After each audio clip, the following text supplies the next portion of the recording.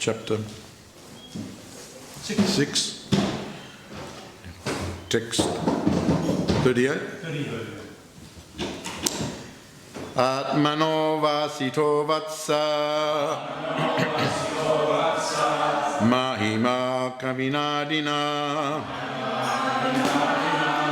samvatsara sahasrante diya yoga vipakaya atmano vasito vatsa mahima kavinadina samvatsara sahasrante diya yoga vipakaya atmano vasito vatsa mahima kavinadina samvatsara sahasrante diya yoga vipakaya atmana of the Supreme Soul, avasita known, vatsa oh my dear son, mahima glories, kavina by the poet Brahma, adina original, samvatsara celestial years, sahasra ante at the end of 1,000, diya by intelligence, yoga vipakaya by matured meditation. Translation: O my son, the original poet Brahma, after mature meditation for 1,000 celestial years, could know only that the glories of the Supreme Soul are inconceivable.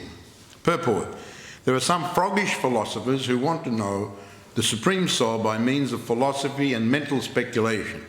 And when the devotees, who are to some extent in knowledge of the Supreme Lord, admit that the glories of the Lord are inestimable or inconceivable, the froggish philosophers adversely criticize them. These philosophers, like the frog in the well who tried to estimate the measurement of the Pacific Ocean, like to take trouble over fruitless mental speculation instead of taking instructions from devotees like the original poet, namely Brahma. Lord Brahma underwent a severe type of meditation for 1,000 celestial years. Yet he said that the glories of the Lord are inconceivable. Therefore, what can the froggish philosophers hope to gain from their mental speculations? It is said in the Brahma Samhita that the mental speculator may fly through the sky of speculation with the velocity of the mind or the wind for thousands of millions of years, and still he will find it inconceivable. The devotees, however, do not waste time in such vain searching after knowledge of the Supreme, but they submissively hear the glories of the Lord from bona fide devotees. Thus they transcendently enjoy the process of hearing and chanting.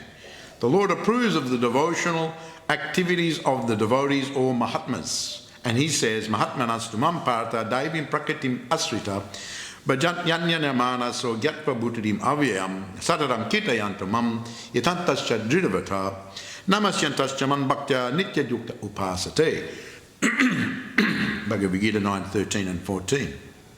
The pure devotees of the Lord take shelter of the prakriti, the internal potency of the Lord, called Lakshmi Devi, Sita Devi, Srimati Radharani, or Srimati Rukmini Devi.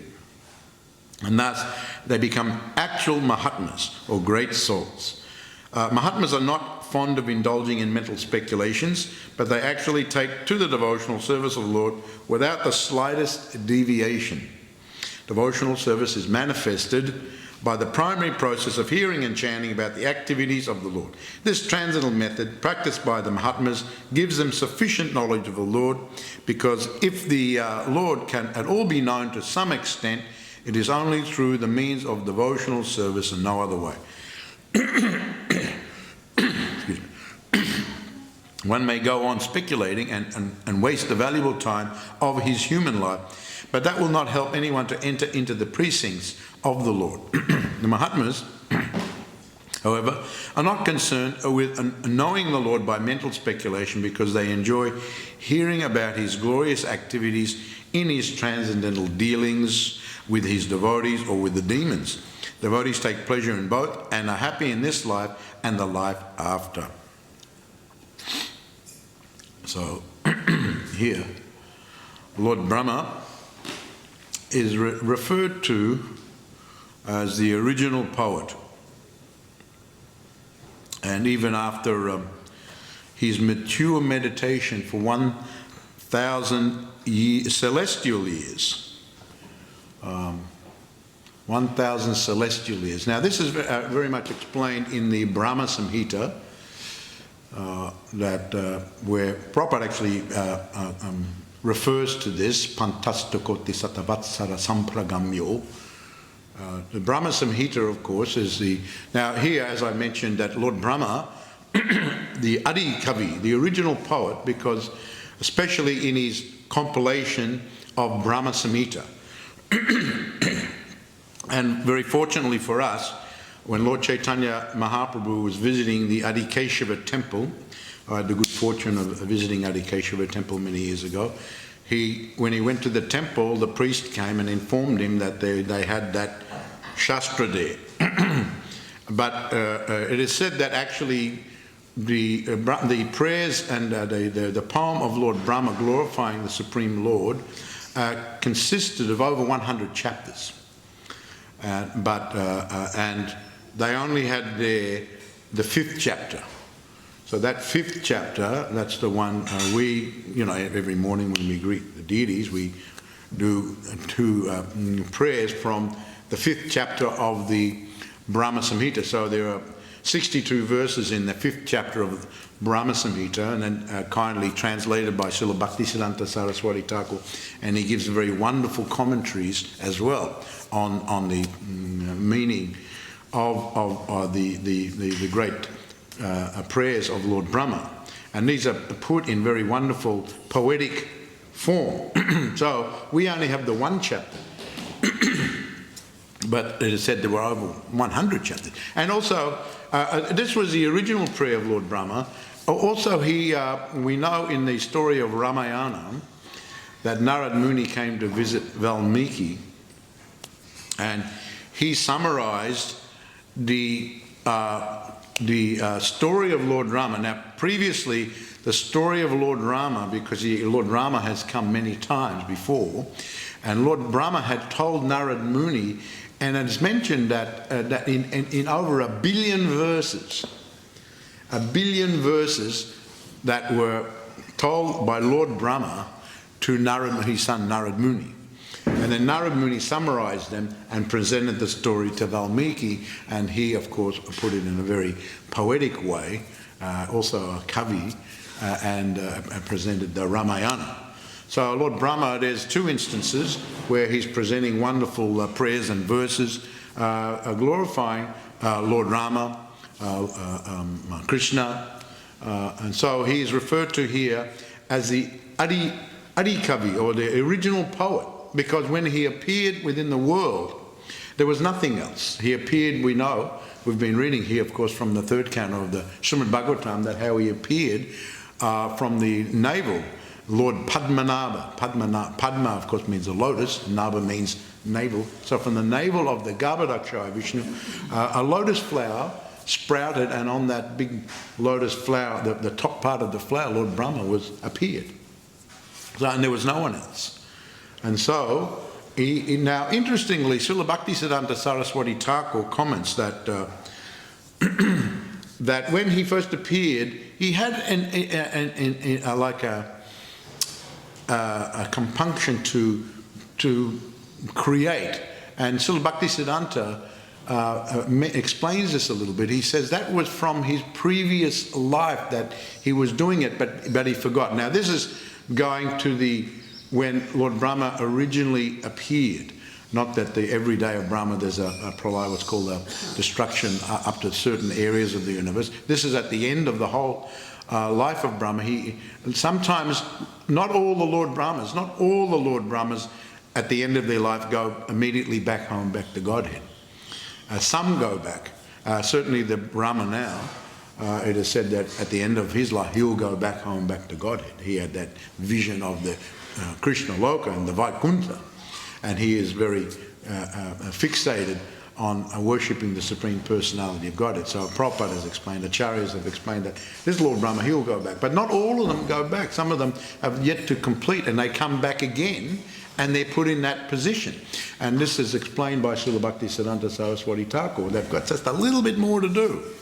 And so they come back in that position, and because they've got that inner feeling, and in their mind they're thinking, they're looking around. So Lord Brahma was looking around, and as he was, he went down the lotus stem, and as he was coming up, of course, the description we read earlier in the third canto of the waves of the Garbhodak ocean were, slapping against the stem, and they do some austerity, do some. So he went, when he tried to find out his origin and everything, he couldn't really find anything. And so he sat and he went into meditation. And here, that's why here it is mentioned that for 1,000 celestial years he meditated. He went into, and after some time in the Brahma Samhita itself, it is mentioned that Saraswati came to him and gave him the Kama Bija mantra. The Kama Bija, Klim Krishna Govinda Gopijana Balabhaya Swaha, that the Brahmins who are second initiated, we chant this. This is called the Kama Bija mantra. This was given by Saraswati. Now Saraswati, she's originally one of the wives of Vishnu. Later on she appeared, a partial expansion from Saraswati appeared, and later on she became the wife of Lord Brahma, because this was actually the desire of Vishnu.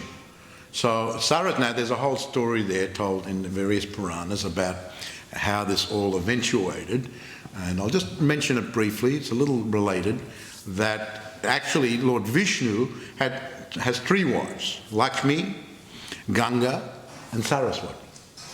They're all originally the wives of Vishnu. And one leela is that one time all three of them were there with their husband Lord Vishnu, and Lakshmi and Saraswati were engaged. We were just looking in one direction, and Ganga was casting very flirtatious glances at Lord Vishnu. So Saraswati saw it, and she got upset. Behind our backs,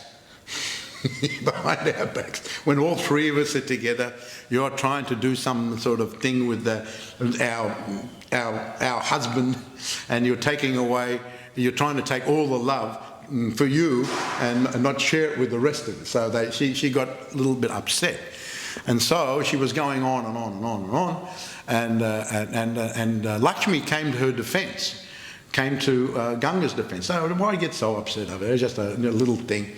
And then Saraswati got upset with Lakshmi for defending Saraswati. So she went off at Lakshmi as well. And the story goes on. There's a little bit more to it, but the story goes on. There was some cursing going. Now, actually, it was, I think, Ganga approached Vishnu to sort of intervene in this argument, but he declined. He said, "I'm going to stay neutral in this one. I don't want to get between the three of you." So he stayed, but he had an inner desire that some things manifest, and so there was a bit of counter cursing going on, and Lakshmi was cursed to come later on. She came as the Tulsi, and then Saraswati came as a river. And also became when all this cursing was well and done, and Ganga had to come to this world, when all this cursing was finished, Lord Vishnu spoke. He said, actually, my inner desire was for some leela, that part of you will stay with me, or your original forms will stay with me, and some expansions will go to be rivers, Saraswati River, or Ganga had to come in the world, or Lakshmi had to come as Tulsi, and so on and so forth. Now there's another story of the Gopi Viraja got cursed in the Krishna Loka, and she came as Tulsi, and then she had to take birth as... so there's, something I always wondered about this, about, when we do circumambulate Tulsi, Brindai, Tulsi Deva, Priya, Kesavasya, Vishnu Bhakti, whether someone asked me about it, whether it's Vishnu Bhakti or Krishna Bhakti. Is it Vishnu Bhakti or Krishna Bhakti? Well, both are correct. Both are correct, because the original Leela is the Gopi Viraja. She got the curse and had to appear, and she came as Tulsi and then got cursed again by Vishnu to be Tulsi. So, but then there's Lakshmi who also came. So both are correct. You can say both. You can say Vishnu Bhakti or you can say Krishna Bhakti. So originally we used to say, I think in the early days, what was it? It was Vishnu Bhakti. Then someone brought in Krishna Bhakti. And then I always wondered about that, which one's right. So then I read up, and then I found out all these references. So actually both are correct in regard to that. The original, is in the Krishna Loka. So anyway, that's a side story. But so now this Saraswati that spoke to Lord Brahma, she is the wife of Vishnu, and she gave him this karma bija. And she said, you meditate on that mantra. And this is where he did the austerity for 1,000 celestial, that he meditated and said, all things will become known to you, and you will, your relationship with the Supreme Lord will become revealed in your heart. And so he did that, and he followed. She appeared in a voice to him, and she instructed him in that way.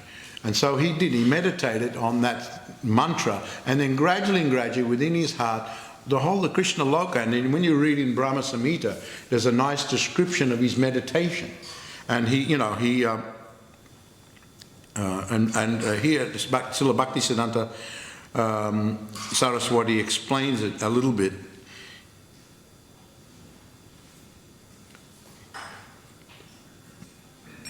Brahma, being desirous of satisfying Govinda by this chanting, this karma bija, practiced this meditation for a very long time.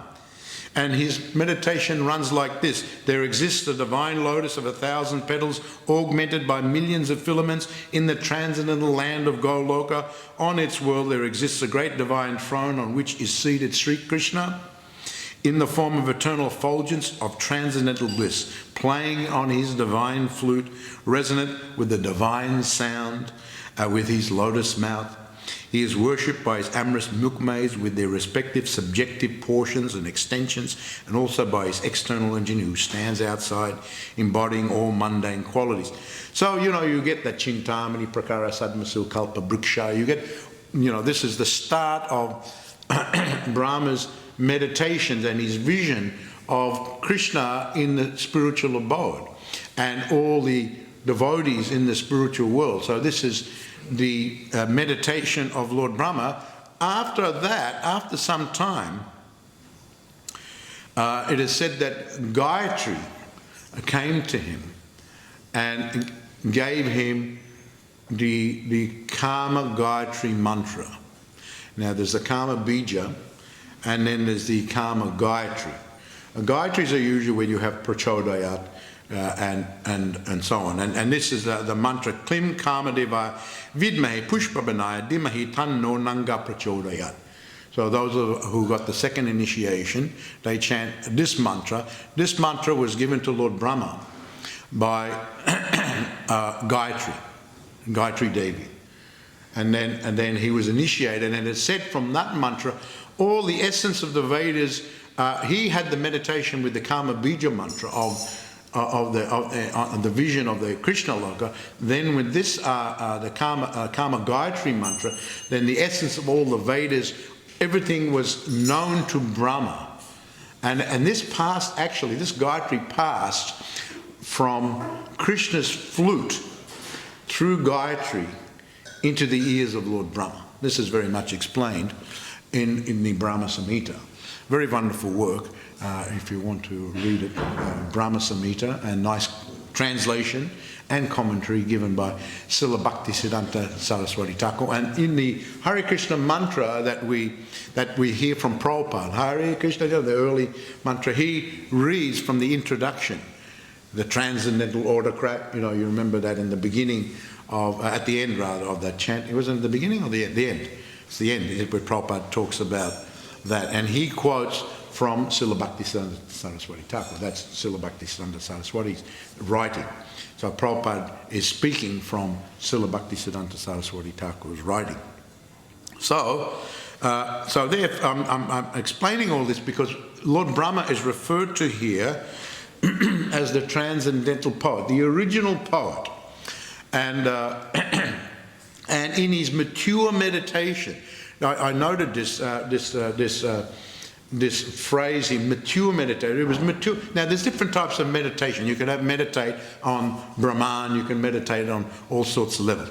But what's referred to here, the mature meditation, when he got the Kama Bija mantra, and later the Kama Gayatri mantra, then, especially now, Srila Bhaktisiddhanta Saraswati Thakur explains that the Kama Bija given to him by Saraswati is the topmost of all the Gayatri mantras.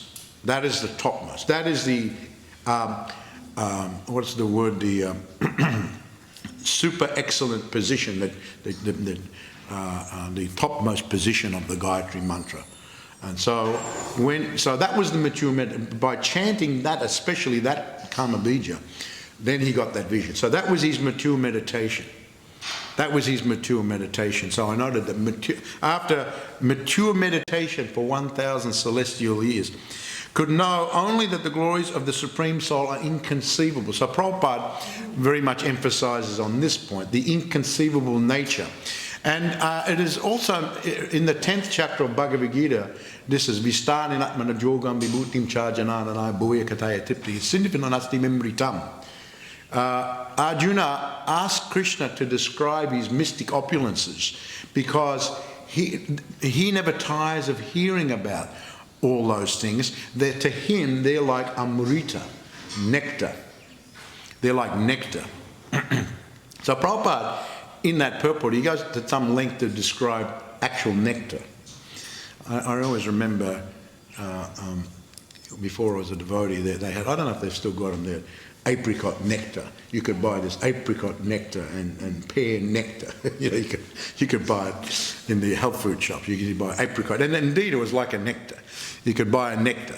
So I always thought of nectar as something like that. But Prabhupada says that an actual nectar, amrit, that is the activities and the pastimes and the instructions of the Supreme Personality of Godhead. Now, at the end of this purport, Prabhupada again refers to that, and he says the devotees very much relish, this is like nectar to them, whether the Lord is doing wonderful leela with Srimati Radharani and the gopis and the inhabitants of Braj Dham, or whether he's having some leela with some asura. The devotees enjoy both. And Prabhupada emphasizes on that. They enjoy both. It's not that, of course one may have a developed rasa and have a preference, but it's not that. I always remember in the early days, one devotee in New Zealand when I was in Auckland, one devotee came, and we had this painting of Lord Nrsimhadev with Hiranyakashipu tearing apart Hiranyakashipu, and all his innards are hanging out, I think, and they're hanging around Lord Nrsimha. He came in, and he was a kind of like coming out of the hippie era, and he said, "Oh, I don't know, I don't like this particular painting. It's too heavy, man. It's too heavy." I kind of thought, well, it's Lord Nrsimhadev. Yeah, so someone looking at it from a mundane point of view might think like that. But actually, the devotees relish Lord Nrsimhadev and Hiranyakashipu. We've got Nrsimha Chaturdasi coming up in a few weeks. So I think it's next week, isn't it? And they actually, it's mentioned in the Puranas that Hiranyakashipu, when he was on the lap of Nrsimhadev, when he was getting torn apart by the nails of Lord Nrsimha, he didn't feel a thing. As soon as he got on the lap, he became in ecstatic trance. He became in ecstatic, this is mentioned in one of the Puranas. He became in an ecstatic trance and he was looking up at the Lord and he could recognize his Lord, because formerly Jai Vijay of the spiritual, he could recognize his divine Lord. And he was in total bliss. He didn't even know what was going on with his body. So that's the inner level. That's the inner level. But anyway, I was just mentioning that story because he said to me, "Oh, it's too heavy, man, it's too heavy. I don't like this one. You should put other pictures of Krishna and Radha up here, you know."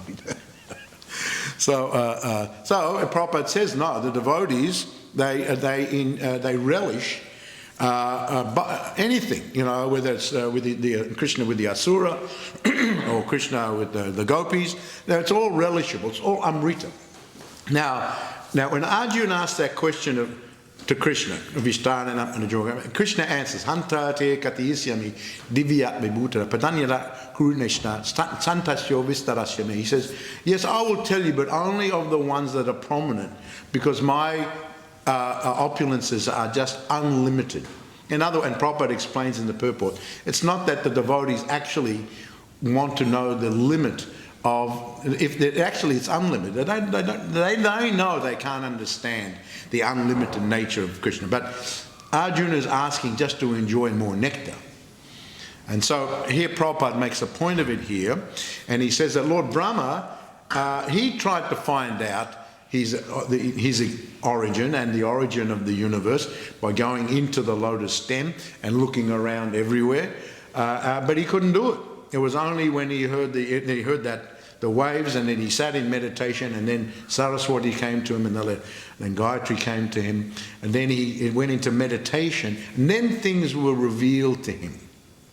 So this is the way to understand it. Even though things were revealed to him, still it's not the full extent of Krishna's opulences and inconceivable potencies. So Prabhupada refers here to the philosophers and the speculators, the Gyanis and so on. Why waste your time doing? You'll never come to understanding. Even great minds. It wasn't Einstein who said that the more I know, the more I realise there is so much more to be known. So he admitted that he's learning and finding out things by his research and so on and so forth. But then he comes to the realisation that actually the more I learn, the more I understand. There's so much more to learn. So at least he had that under. But some just go on and on and on and on and on. So why waste your energy like that? And Prabhupada actually uses the word here. It's fruitless. You'll never come to understand it. It's too inconceivable. And Prabhupada also, he makes another point that sometimes the devotees explain like that to these types of individuals, the mental speculators, the Gyanis, and they see it as just an excuse to get out of really trying to explain something, and they attack the devotees for just using that. Oh, it's incha. It's inconceivable, and they attack the devotees for even saying that. But the devotees are saying it on strong ground, and because they actually understand the position. So why waste your time? Prabhupada refers here to the froggish mentality. You also, I remember there's another story Prabhupada tells of the thin horse. The thin horse philosophy. You heard of this one? The thin horse philosophy. He told a story that one time there was a raging river, and then a whole group of horses came to the bank of the river. And so there were some very strong horses. They were looking at the river, looking around. They needed to get to the other side. So the strong horses jumped in, and they were going across. They got about, like 3/4 of the way across, but they was too strong, and they were swept away to their deaths down the river. So then the weaker horses, the thin horses, who were behind them, they saw it, and they were looking at the same river, and they just thought, well, all right, we might have a shot. So they jumped in, and they didn't get 2 feet. They were swept away immediately. So Prabhupada calls it the thin horse philosophy, So many strong people tried it before and failed. So here, that's why Prabhupada mentions this here. Lord Brahma tried it. Here's the original person of the universe. He couldn't come to the understanding, but you're going to understand it. So it's just a futile endeavour, and you're wasting time. But of course people like to do it their own way. They've got that false ego, they have to just do it.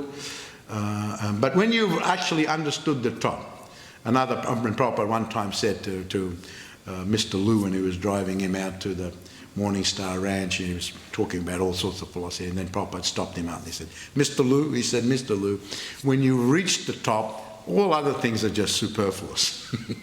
So when you actually attain the top, so Lord Brahma, he had that meditation, he had that vision of Krishna Loka, he composed this beautiful prayer of the Brahma Samhita, and so he didn't feel the need to go in any other direction. He didn't, you know, and I always tell the story of the lady in Adelaide. She said, that, what do you do, at the end of my lecture, she said, what do you do for your meditation? I said, we chant Hare Krishna. And she said, yes, yeah, what else do you do? I said, we chant more Hare Krishna. You don't have to do anything else. If you're not chanting Hare Krishna, then you have to do other things. Of course, we say just chant Hare Krishna. So just chant Hare Krishna. Now, it's a simple thing, and it's not so easy to do your whole life. Some people can do it once, and then they go away. And to do it your whole life, then you have to be situated in the mode of goodness, lead a mode of goodness lifestyle, then you won't be distracted, your mind won't go all over the place. And so we have all these sadhana, all these regulations that we follow to keep us situated in goodness so that we can chant Hare Krishna in a peaceful way. And so we chant Hare Krishna and we take information how to keep that chanting. Gradually, we come to the topmost level. So here, Mahatmanas Numam Pata, the great Mahatmas, Devamita Maharaj was talking about the Mahatmas. Prabhupada quotes from the Bhagavad Gita as far as this is concerned. Satatam Kintayan. These are very famous verses from Bhagavad Gita. Satatam Kintayantamam Yatantasya Dridavata. They, you know, the Mahatmas, the true Mahatmas, they don't need to look elsewhere. They've found their perfection, quintessential position of spiritual perfection. They're meditating on Radha and Krishna, so beautiful. We have the beautiful prayers of Lord Brahma, and it's so beautiful. Within the heart, it becomes more and more ecstatic, and so they just keep chanting. They're not interested in other things, and they're not even deviated in any other way. So these are the true great souls. Here it is said that they're not fond of indulging in mental speculation. Why? You've reached the pinnacle. And so, so this primary process of hearing and chanting, namasyantastamam bhaktya, these are the bhaktas. The bhaktas are there in nama. They're always chanting. And Prabhupada one time said, this is Vaishnava. He can just sit in one place and chant. And the Vaishnava is very happy, satisfied, very easily satisfied. Whereas the materialists are very difficult to satisfy. I mean, you know, because material activities ultimately are unsatisfying. And so they have to do so many things. So people, as you go down in the mode of passion and ignorance, you'll become more and more dissatisfied. So then you become more difficult to keep happy. You can get this and get that, still you won't be happy. You can have the whole world, still you won't be happy. But the Vaishnava is opposite. He's very easily, just chant Hare Krishna. If there's some service to do, the Vaishnava will very gladly accept that service. This is how Prabhupada said it. Now Vaishnava can be defined in many ways, but this is one time Prabhupada said it like that. Just easily satisfied, just sit down, chant Hare Krishna, and completely happy. Some service, very gladly do the service, looking for the service. So the devotees take great pleasure in all these things. They are not concerned about mental speculation and materialistic activities. They realise that, you know, I'm in the human form of life. It's a very short life. And it goes past in the blink of an eye. Although when you're living it, when you're young especially, you're going to think you're going to live forever. But you don't. And very easily it's over.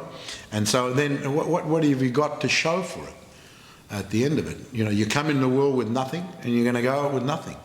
You may have been a big this and a big that, but you know, you're not going to take any of that with you. So what have you got to show for it? Again, you'll have to go back down to the species of life. So it's kind of a waste. This is why this this is all emphasised so much. And the acharyas, the great gurus, they try to shake us out of our lethargy a little bit, our complacency. They sometimes they use strong words, especially from the time Bhaktivinoda Thakur, Srila Bhaktisiddhanta Saraswati Thakur. He was very fond of what his disciples actually called the chopping technique.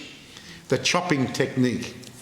I think it was Ambika gave a class and she was talking about the danda, mind, body and words. The Prabhupada was talking about the sannyas danda, the 3 rods that mean the mind, body and words to the Supreme Lord. There's a 4th little stick, and it can signify the jiva, and the danda, the tridandi, the 3 sticks, and then you have the little one which signifies the jiva. But Srila Bhaktisiddhanta Saraswati Thakur, when asked that question once, said, "What's that little one?" He said, "Oh, this is my axe." That's the top part of the axe. That's what I hack away at all your material attachments. I come and so this is the axe here. This is the axe part. I'm going to come along. So sometimes they talk strongly, but it's not that they're doing it out of any feeling against you. They're just trying to cut away. And sometimes we're such grabbing on so hard, someone has to just cut away. And so they speak strongly. So Prabhupada, goes on with this kind of cutting technique, and he talks very plainly sometimes and makes a point very strongly. But, in a loving way, trying to shake us up a little bit to take up positively the path of devotional service. Hare Krishna. So thank you very much for listening to the Srimad Bhagavatam class. Does anyone have any question or comment they want to make?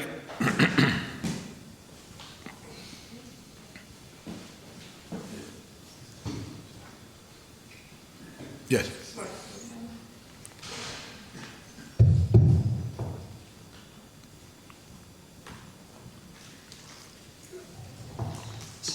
Prabhupada has encouraged us to, even just in this one lifetime, to achieve love of God, go back to Godhead. So I've always wondered the description to be awarded the post of Lord Brahma means following all the Brahminical principles for 100 lifetimes. Yeah, so that's one of them. How is it that someone follows everything perfect 100 lifetimes but doesn't achieve liberation? But Bhagavad Gita says even Lord Brahma, Brahma Loka is a place of birth and death. So how do we understand that? How do we understand why he doesn't achieve that? Because, one can be a Brahmana, but there's Brahmana and Vaishnava. A Brahmana Vaishnava, of course, they're our Lord Brahman now, he's a Brahmana Vaishnava. And generally they've got the Vaishnava, but someone follows the Brahminical principles. They're not necessarily a devotee of Krishna. Now, Mukti Padada Sarveshan, to get the liberation, one actually has to be, when Lord Shiva was asked that question, award me liberation by one devotee, he said, no, I can't, you have to go to Vishnu or Krishna. So one can perform a lot of pious activities for many lifetimes and go to the post of Brahma, but only if one continues on in developing his devotional service can one. Now when one becomes perfect, now there's a developing devotional service, but if you haven't become perfect in that 100%, then you might have to come back again and complete to come to the perfection. So in that description that Srila Bhaktisiddhanta Saraswati Thakur was giving about the Brahma when he came in the world, and he had that impetus to create, and he said actually it was from the previous birth. And so this is how Bhaktisiddhanta said, he said it was from the previous, because he did it previously. So it means that he was Lord Brahma previously, and he had to come back and complete his total 100% perfection in Krishna. So only when you reach the 100% can you actually transcend the material world. So coming back as a devotee and continuing on, you could look at it as a type of liberation. You're in the material world, but it's kind of a liberated position. But so it's not necessarily that all the Lord Brahmas, those who have accepted the post of Lord Brahma, are going to go at the end of their life back to God. But certainly this Lord Brahma because of this vision of the Krishna Loka and because of his position as devotee, he will go, Prabhupada said, he'll go back home, back to Godhead. Yes, sir. I have a question on Lord Brahma's meditation and a quick comment as well. The comment is on, you mentioned the Auckland Temple with the painting condition. But if you remember Jayadharma Kola River, Yeah. he went to another degree. When you used to have that door upstairs, you'd walk in, if you were a guest or a devotee, first picture in the foyer was Lord Nishingadeva Rikranathigat's. As you walk around the corner, he had Kali there. With all his followers cutting, Jada Bharat was being offered. He sacrificed, all their heads getting cut off. Anyway, so he had a bit of... So any guests coming, well, where are we coming into? Maybe we'll be next. My question is about Lord Brahma's meditation. So we hear very clearly, he heard the sound of Paya and went into meditation, and you spoke about the matured result. My question is, if he was searching after the source of his being and he couldn't find Lord Vishnu at the time, what did he meditate on before he reached maturity? He was just, I just mentioned there that he just sat in a meditative state and actually it's mentioned, he mentioned that on the ta-pa.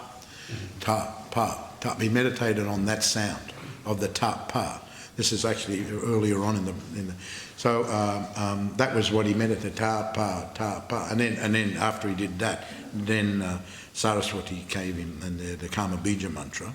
And then later on, as I said, the Kama Gayatri mantra was given through the flute by Gayatri Devi of Krishna. Yes, comment? Yeah. Hare Krishna. You were mentioning about the mantra for Tulsi Devi, whether it's Krishna Bhakti or Krishna Bhakti.